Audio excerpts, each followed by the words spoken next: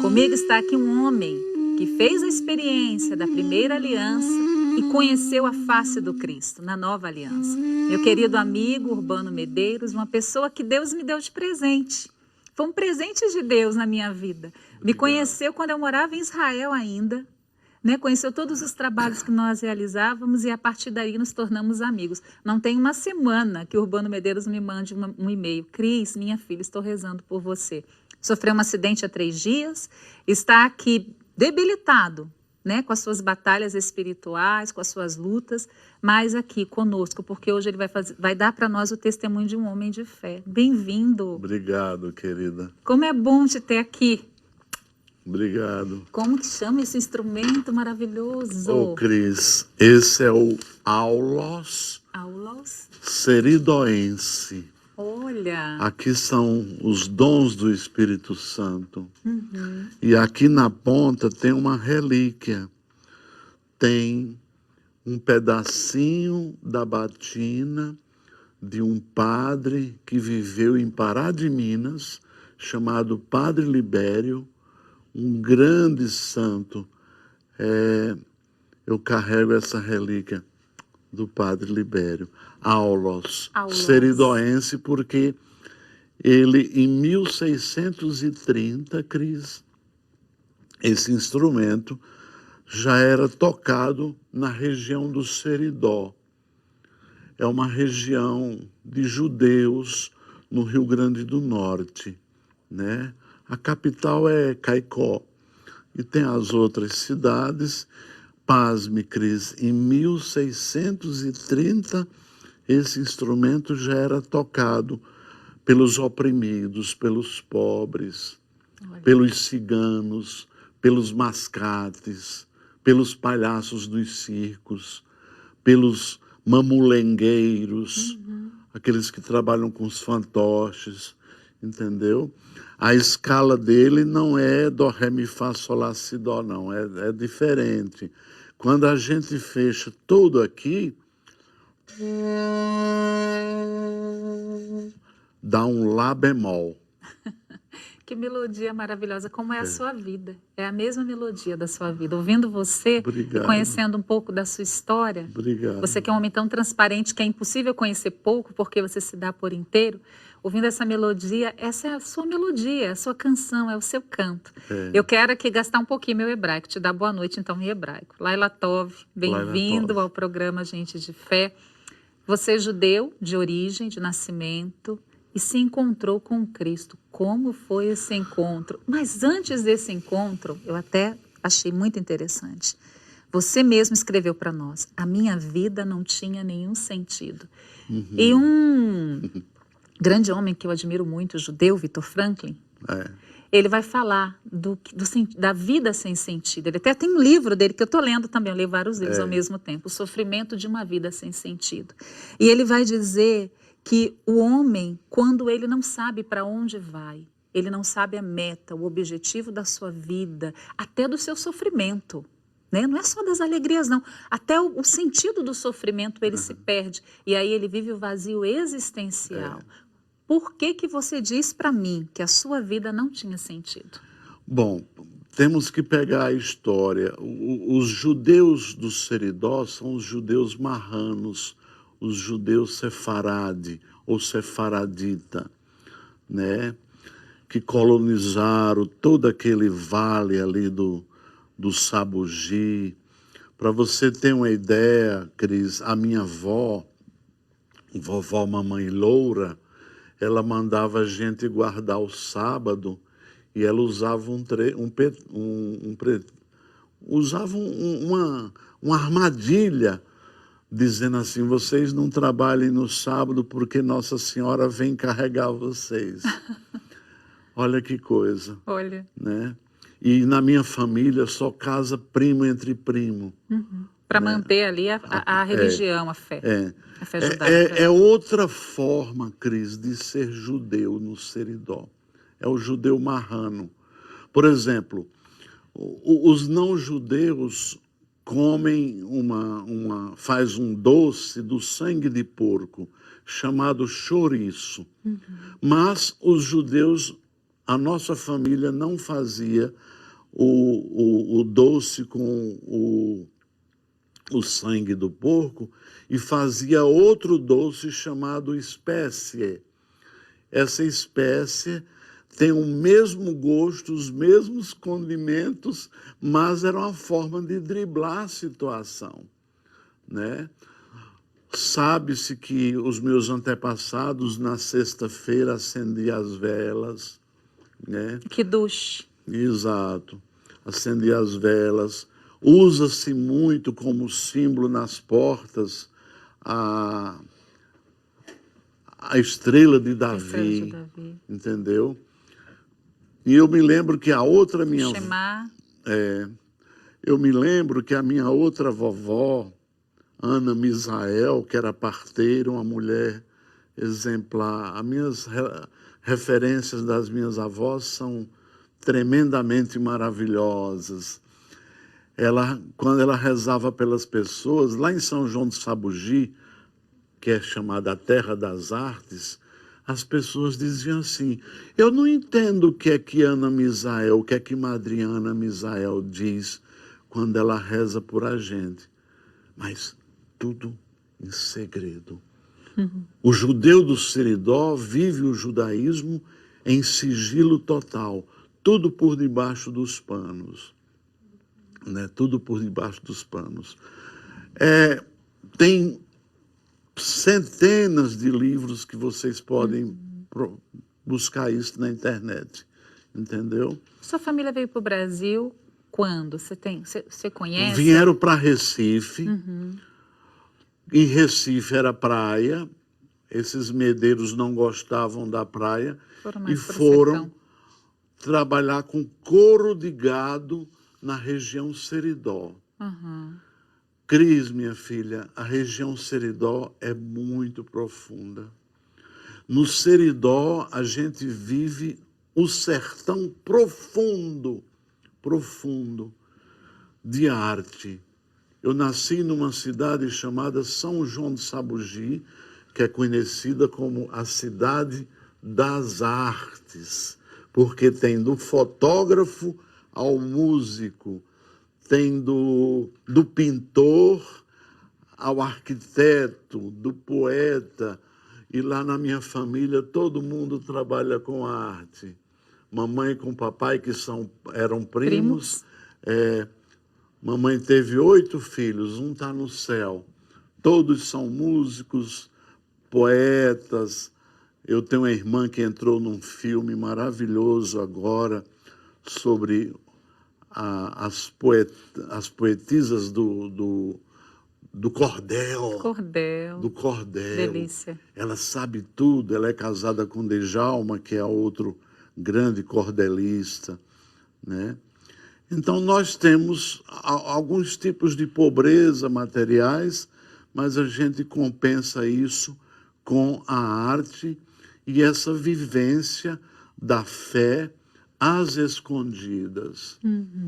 A minha avó, Mamãe Loura, Maria Salvino, ela tinha uma força espiritual incrível.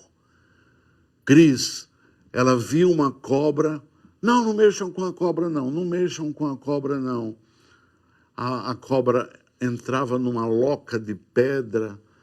No outro dia, a cobra amanhecia morta. Ela amansava boi, touro bravo, só com a oração. Olha, uma mulher de vida interior. De vida interior. E de respeito à natureza. Né? Sim. Já vivia a ecologia há muito tempo. Essa relação com a natureza entendeu? É muito forte. E lá se usa muito os aboios, assim.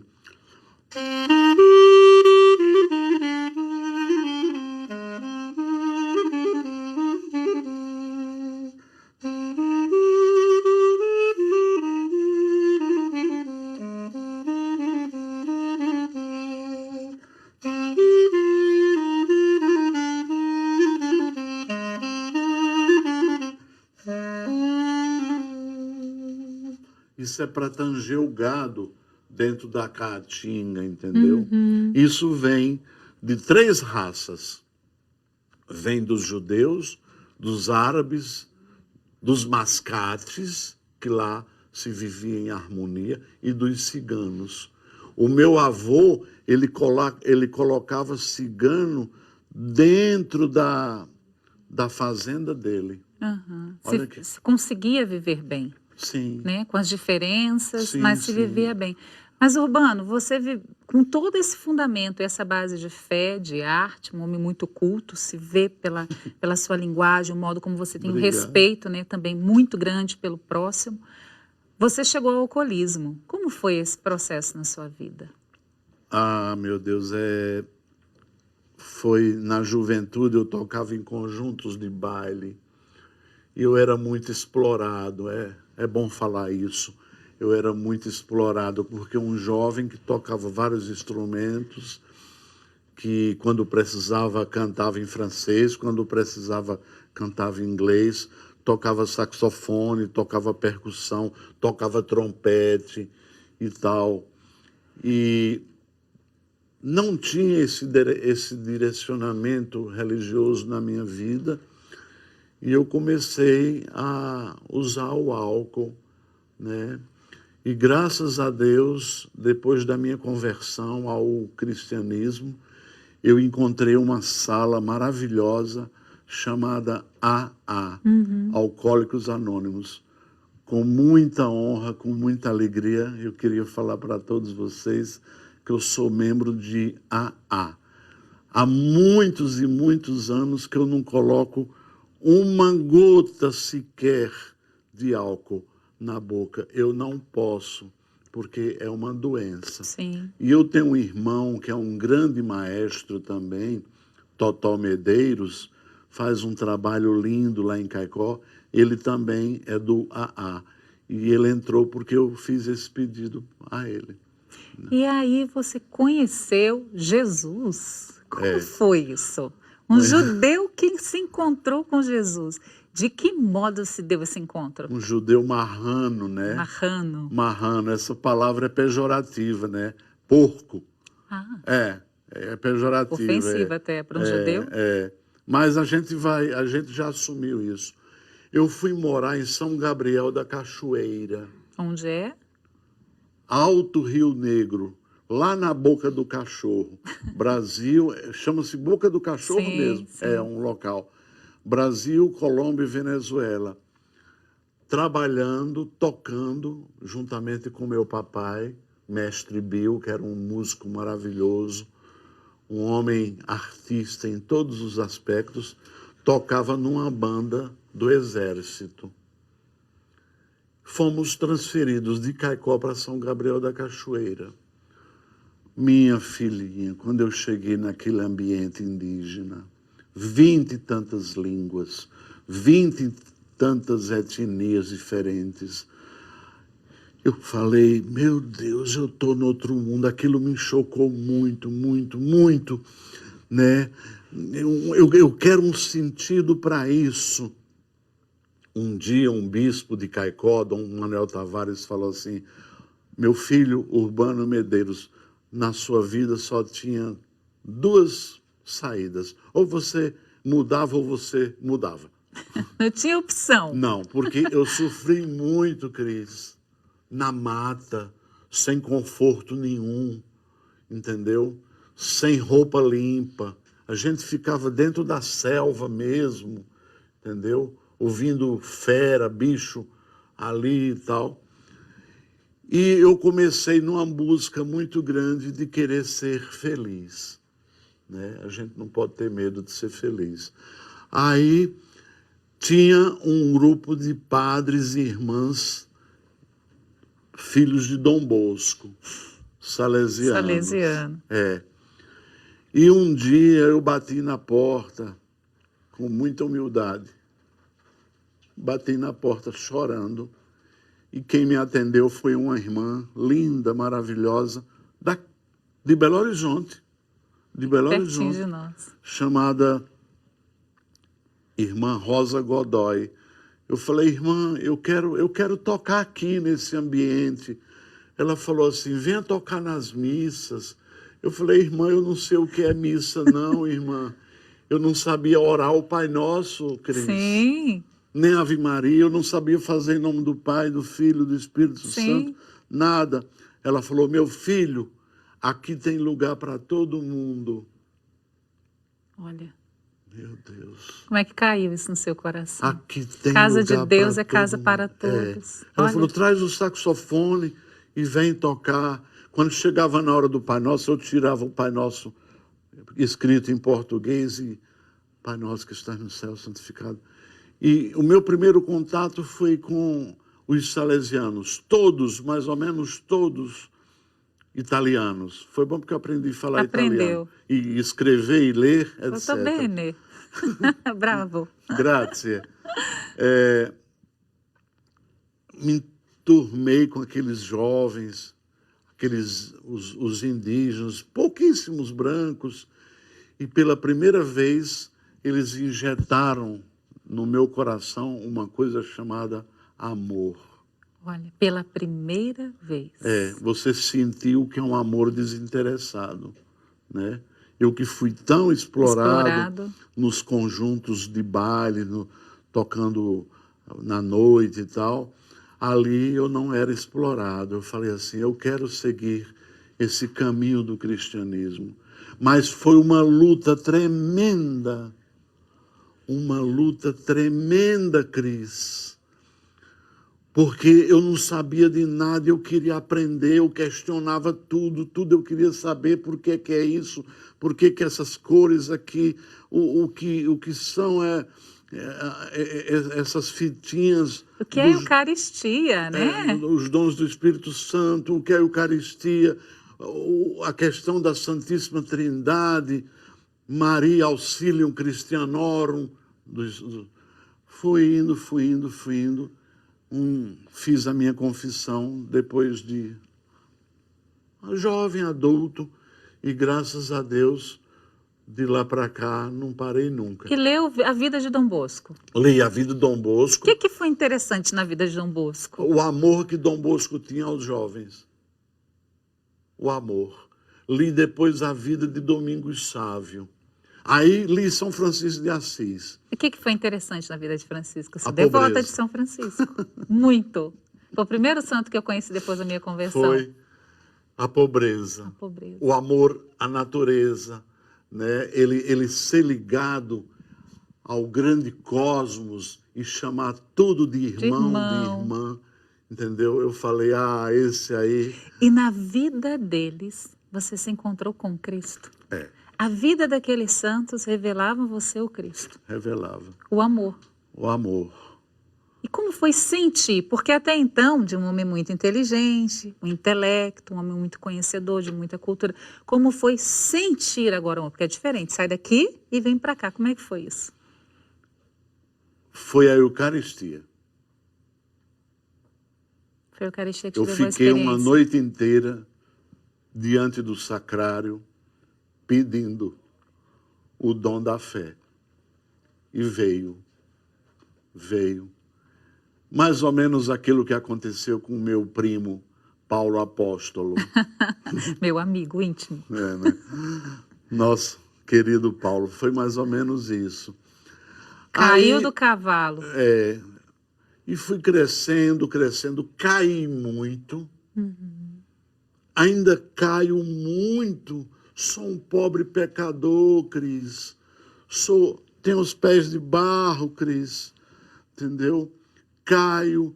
Mas tem uma história muito interessante que um penitente chegou no monastério, encontrou um velhinho de barbas brancas, cabelinho branco, e falou, monge, o que é que você faz aqui nesse mosteiro?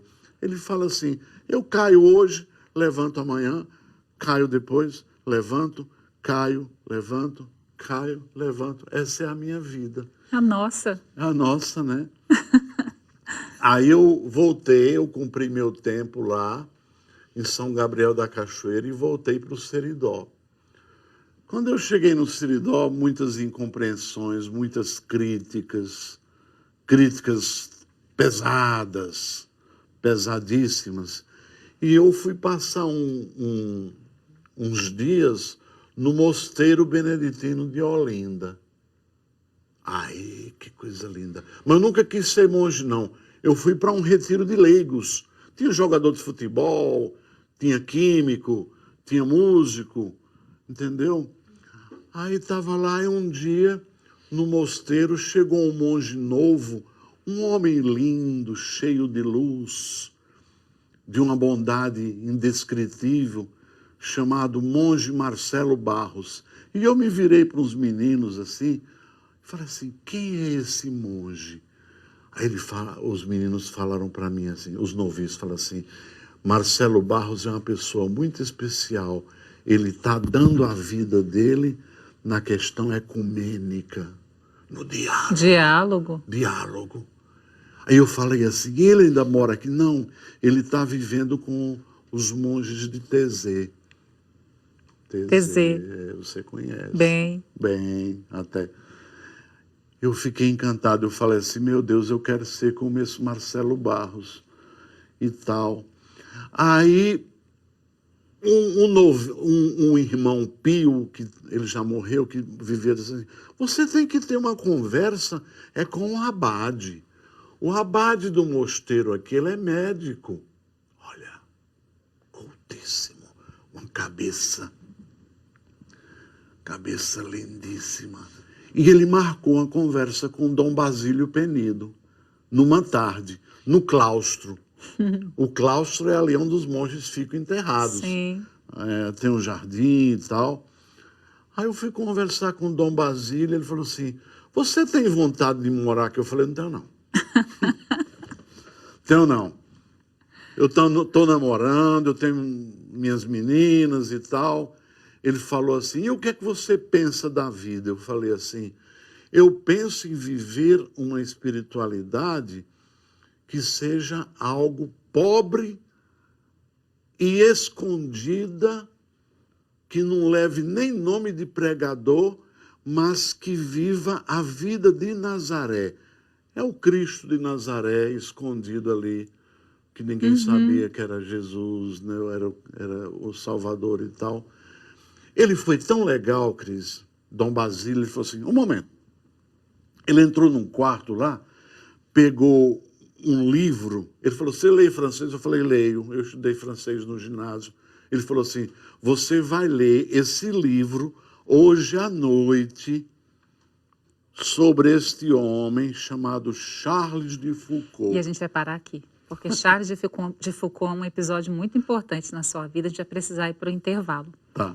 Mas é tão gostoso te ouvir, é tão Obrigado. bom, tão profundo, tão generoso. Você é linda demais, viu? Nós vamos para um breve intervalo, mas antes de ir para o intervalo, essa semana eu me encontrei com um texto muito interessante, eu até coloquei nas minhas redes sociais, né? O Sapo, nosso sapo, que toca aí todo dia no Sorrindo para a Vida, compartilhou e eu achei assim muito profundo e trouxe também para mim. Um menino falou para o pai assim, pai, aquele avião é tão distante, ele olhou assim, viu o avião bem distante, falou assim, como é Deus? Deus é assim? Aí o pai olhou para o avião e falou, distante e pequeno, né? Ele, distante e pequeno. O pai pegou o filho, levou lá para o aeroporto e mostrou um avião de perto. Aí ele olhou e falou, pai, que avião grande, eu achei que ele fosse muito pequeno, mas ele é grande. Aí o pai falou, assim é Deus, depende da proximidade com que você o olha. Se você o olha distante, ele parece pequeno. Quanto mais você se aproxima, maior ele é. Então, que você faça no dia de hoje essa experiência de se aproximar de Jesus, assim como o Urbano Medeiros está partilhando conosco. Né? Essa transparência do Urbano de dizer para nós, eu me encontrei. Me encontrei com Jesus no momento onde a minha vida não tinha sentido, no momento onde eu vivia o desespero, sem esperança, eu encontrei o amor.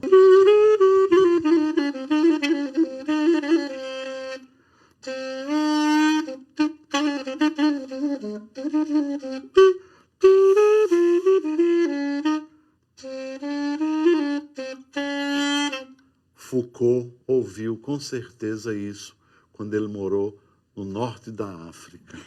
Estamos de volta no segundo bloco, Gente de Fé, e como eu prometi, vamos falar da sua experiência, Urbano Medeiros, com Charles de Foucault. Como que você se encontrou com Charles de Foucault? Aí o Dom Basílio Penido me deu um livrão lindo, cheio de fotos. Naquela noite eu não dormi, Cris, não dormi. Eu varei a noite inteira lendo em francês a vida de Foucault. Quando terminou, eu fui me apresentar a ele. Ele falou assim, e aí, meu menino? Eu falei, Dom Basílio, é o que eu quero. Fala para nós um pouquinho, para quem não conhece Charles de Foucault, quem foi Charles de Foucault? Foi um grande convertido, era um homem da pá virada, era um boêmio, era um rico, cheio de amantes, extravagante, cheio de grana, era um conde e muito vazio. E um dia ele entrou numa igreja e encontrou um sacerdote, encontrou um padre e disse assim, padre, quem é Deus? Ele falou assim, ajoelhe-se e confesse os seus pecados que você vai descobrir quem é Deus. E ele fez. Foucault buscou a Deus na teimosia, mas que vai ser canonizado em breve, Se né? Deus quiser, isso mesmo. O nosso querido Papa Francisco é apaixonado por Charles de Foucault. O Papa Francisco sai do Vaticano para ir lá na periferia de Roma visitar as nossas irmãzinhas.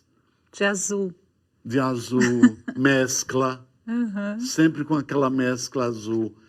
E o carisma dos Foucauldianos, da família de Foucault, é viver a vida de Nazaré, o carisma de Nazaré, né? Escondido, tem cada pessoa.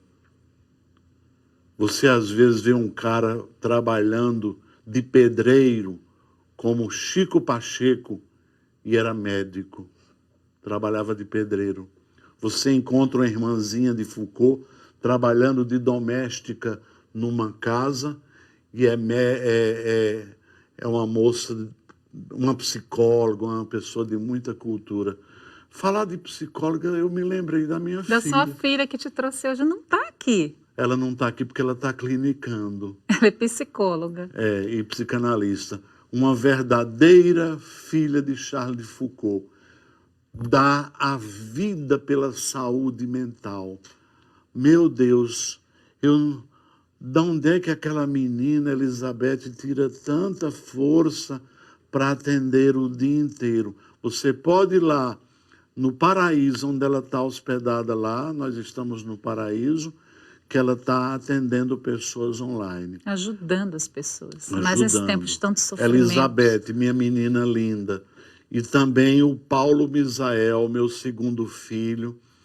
Ele vive no norte de Minas e lá ele é um apóstolo, junto aos pobres. Ele sai na zona rural com o padre, às vezes, para celebrar para 3, 4 pessoas. Entendeu? E eu vou passar... Toda a sua família se converteu ao cristianismo? Graças a Deus. Como foi isso? Sua família, eu estou falando aqui, seus filhos, sua esposa. Como foi isso para a grande comunidade onde você vivia? E eu tenho um filho chamado Júlio César, que entrou na nossa vida depois de 4 anos, que é uma lindeza esse menino. É um menino exemplar para mim. Eu aprendo muito com ele. E o meu casamento, eu pedia muito. Como eu não nasci para ser padre, irmão, essas coisas, eu nasci para ser leigo, né? Eu gosto de família, eu gosto dos meus netos, dos meus filhinhos. Eu pedia muito a Deus que Ele me desse uma esposa cristã. E José deu. São José, você é devoto de São José. Sou filho de São José, eu sou um josefino. Né? Sou um josefino. Como é que para você esse ano dedicado a São José? Minha filha. Papa Francisco nos deixou aí uma carta linda sobre São José. Demais. Eu estou pirado com o pensamento do Papa Francisco a respeito de São José. O José simples, o José humilde, o José trabalhador, o José operário, José Tecnon, né? O carpinteiro, mas que também fazia outras coisas na comunidade, né? Um homem de uma braveza fantástica. Né? São José, ele pode tudo. Pai da providência. Da providência. E vivo esse carisma como músico, eu sou ator também. Só voltando, São José deu sua esposa. Pediu uma esposa cristã. E deu, era uma santa. E a família toda cristã. Toda. Eu sou muito pequenininho diante da Regina. Regina, sua esposa. Sim, eu não sirvo nem para lavar as sandálias da Regina, porque é uma pessoa de muito crescimento espiritual, entendeu? Responsável pela catequese na Paróquia da Piedade, humilíssima, uma pessoa que não sabe usar o poder, entendeu? Pequena, humilde, simples, e ela, por tabela, eu aprendo isso com essa mulher maravilhosa, chamada Regina. Eu nunca vi Regina elevar o tom da voz, entendeu? Até na vestimenta dela, ela é uma pessoa diferente. É muito legal, né? Urbano, partilha comigo, a partir dessa sua experiência com Cristo de tantos anos, partilha conosco 2 experiências de fé que você precisou viver nesse tempo, para se manter, para permanecer em Cristo, onde você foi desafiado na fé. Eu faço um trabalho de tocar para os mendigos, para os drogados, para as pessoas que estão desesperadas. E eu desenvolvi uma técnica da oração exicasta, Ezequia, exicasmo, pacificar-se com o santo nome de Deus. Enquanto eu estou jogando esses sons aqui dentro deste aulos,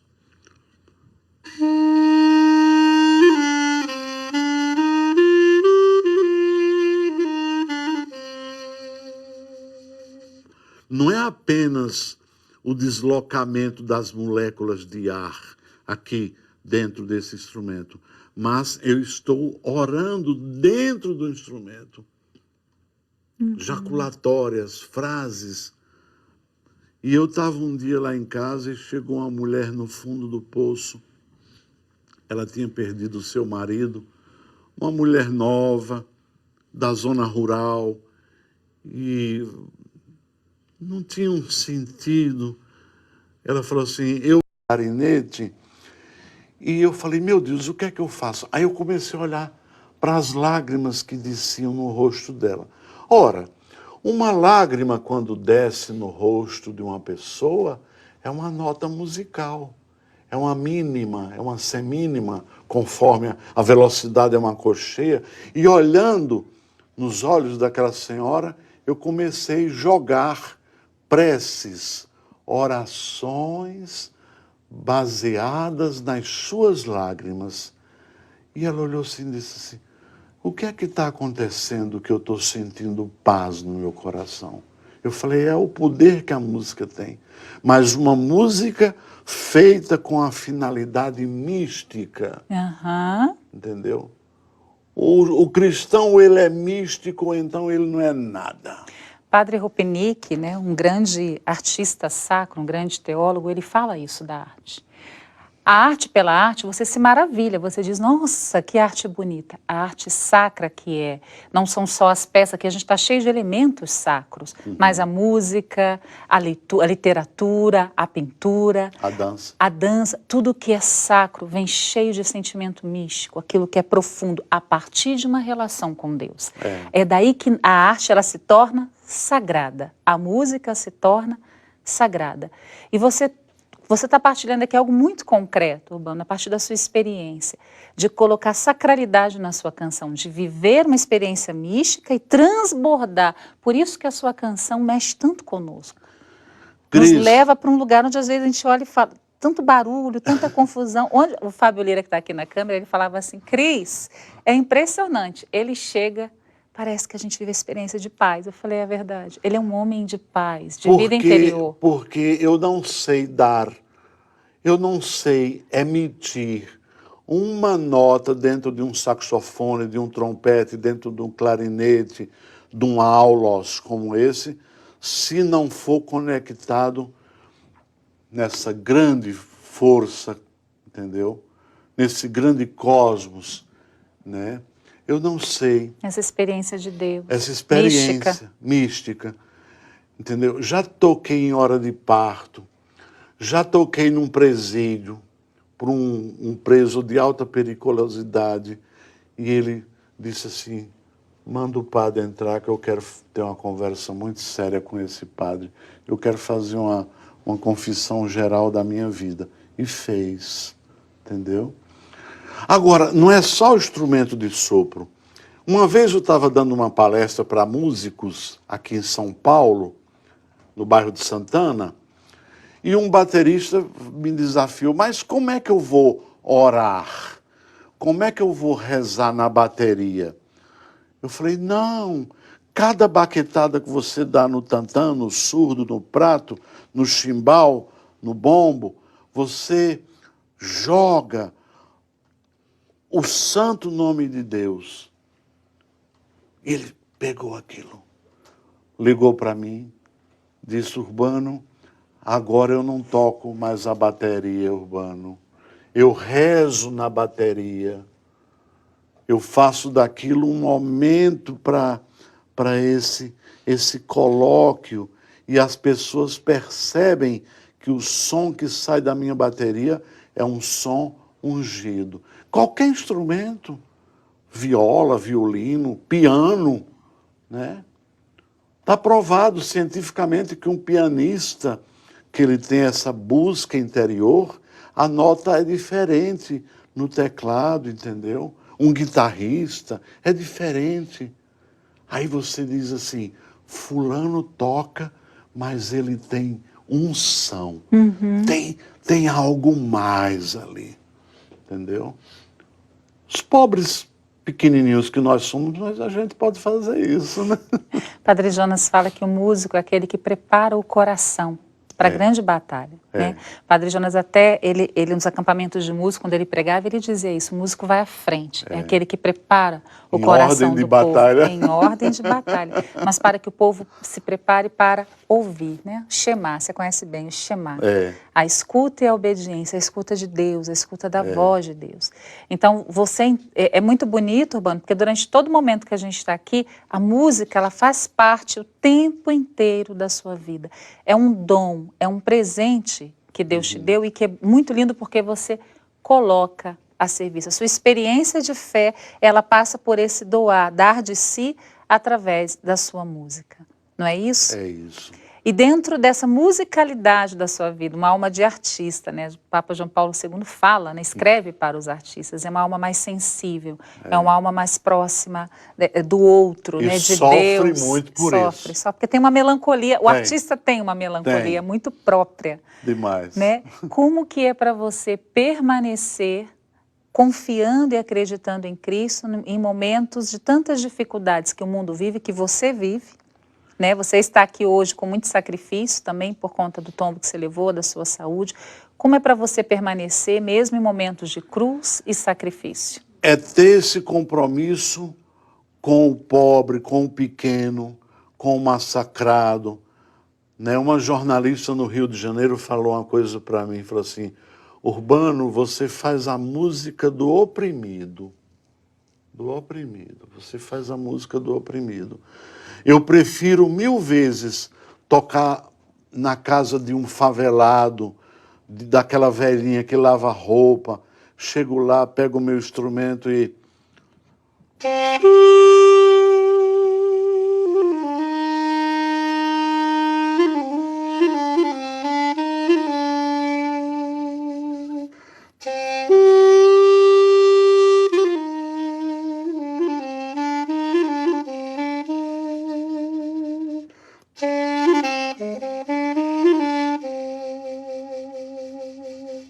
Ela olhar para mim assim, com lágrimas nos olhos. Ela fala assim: só tem água e feijão, mas ao som dessa música, esse feijão com água vai ter outro sabor. Então agora a gente vai rezar pelo povo de Deus. Você topa a gente rezar junto? Claro. Você vai tocar, você vai ministrando, e eu vou pegar a palavra de Deus. Tá. para que nós possamos rezar juntos com o povo. Eu quero dar um alô para a menina que está lá na técnica, a nossa Jaque. A nossa Jaque. É diretora, né? A nossa diretora. Se ficar alto, Jaque, o som, você dá uma baixadinha aí no Aulus, tá, querida? Obrigado, Jaque. Então, vamos pegar a palavra de Deus em Atos dos Apóstolos, capítulo 2. Essa experiência de Pentecostes. Nós estamos aqui ao lado de um homem que fez uma experiência profunda de Cristo. Ele que vem de uma fé judaica, né, a fé dos primeiros, né, dos pais, dos nossos pais, na fé, a fé de Abraão, e se encontra com Jesus. Se encontra com Jesus através dos santos, daqueles que são os anunciadores, né, do Cristo, aqueles que fizeram uma experiência e na sua vida encarnaram o Cristo. Semana passada, estando no Baipendi, eu partilhei com vocês, você que esteve junto conosco, que um dia rezando pelo programa Gente de Fé, Deus colocava no meu coração que o programa Gente de Fé precisava abrir espaço para aqueles que não podiam mais falar de si. Homens de fé, numa história muito concreta, onde se deram por inteiro porque encontraram Cristo. E é a partir dessa experiência que a igreja é enviada, é a partir dessa experiência que a igreja nasce, a experiência de Pentecostes, que os homens e mulheres de Deus foram se tornando homens e mulheres santos pela graça do Espírito, mas por uma vida comprometida com o Reino. E eu quero proclamar no dia de hoje, nessa jornada de oração, essa verdade de fé. Atos capítulo 2. Quando chegou o dia de Pentecostes, a festa da colheita, a festa judaica, Jerusalém estava lotada, as pessoas foram lá para rezar.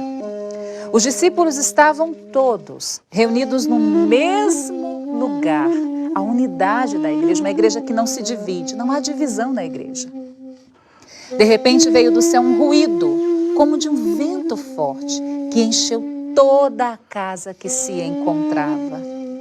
Com o Espírito Santo, as graças elas não são poucas.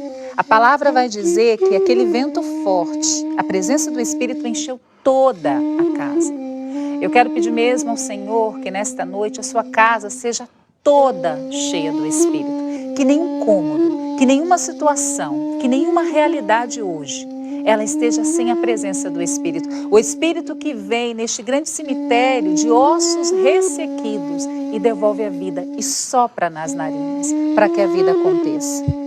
Então apareceram línguas como de fogo que se repartiram e pousaram sobre cada um deles. Todos ficaram cheios do Espírito Santo e começaram a falar em outras línguas, conforme o Espírito Santo lhes concedia expressar-se.